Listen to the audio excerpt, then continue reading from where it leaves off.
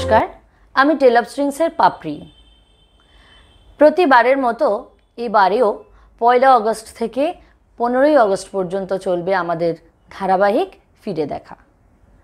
এবারে আমাদের ধারাবাহিক ফিরে দেখায় আমরা জানব সেই সমস্ত বিপ্লবীদের যারা ইতিহাসের পাতা থেকে বিবর্ণ হয়ে গেছেন। প্রতিবারের মতো এবারে আমরা শুরু করব স্বাধীনতা সংগ্রামী এক নারীর কথা নিয়ে।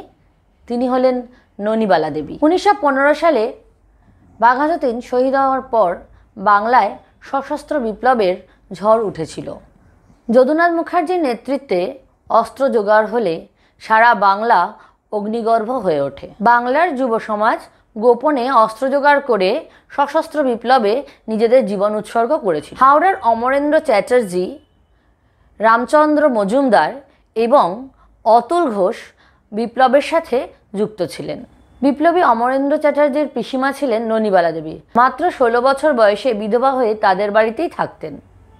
নিজে উৎসাহী হয়ে ভাইপোর কাছ থেকে দীক্ষা নিয়েছিলেন। ননিবালা দেবী কখনো চন্দননগর, কখনো রিষড়াতে গৃহকর্ত্রী সেজে ঘর ভাড়া দিয়ে বিপ্লবীদের আশ্রয় দিতেন এবং পুলিশের চোখে ধুলো দিতেন। কলকাতার শ্রমজীবী সমবায়ে হঠাৎ পুলিশ এসে হাজির হয়েছিল।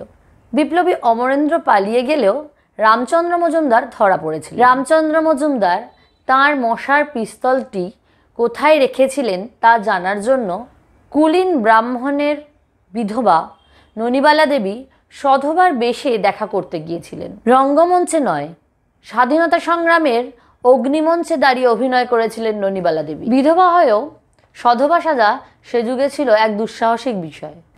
পুলিশ এত কিছু জানতে পারার আগেই ননিবালা দেবী তার ছোটবেলার বন্ধুর দাদা প্রবোধচন্দ্র মিত্রের সাথে পেশোয়ায় চলে গেলেন। গোপন সূত্রে খবর পেয়ে পুলিশ পেশোয়ার গেল।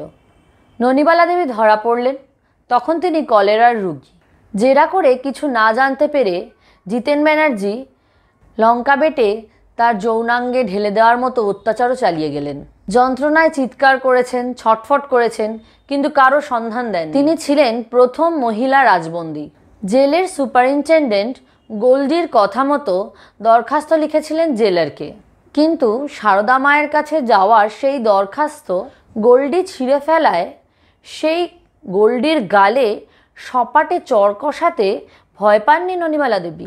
এমনই ছিল তার আত্মমর্যাদা। এ হেন মহিলা জেল থেকে ছাড়া পেয়ে সকলের কাছে অবাঞ্ছিতই রয়ে গেলেন। বালি ছেড়ে কলকাতায় আসতে বাধ্য হলেন।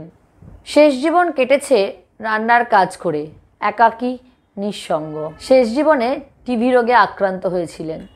স্বাধীনতা সংগ্রামী হিসাবে ১৯৬৭ সালে মে মাসে পেনশনের শেষ ৫০ টাকা তুলেছিলেন। তারপর আর তার কোনো খোঁজ পাওয়া যায়নি। এভাবেই ইতিহাসের পাতায় হারিয়ে যায় কত শত ননিবালা। আমরা কজনকেই বা জানতে পারি। তাই স্বাধীনতা দিবসের প্রাক্কালে এ আমাদের বিনম্র শ্রদ্ধার্ঘ্য বিপ্লবীদের প্রতি। আজ এই পর্যন্তই। আগামী পর্বে আমরা আরও অনেকের কথা জানতে পারব। নমস্কার।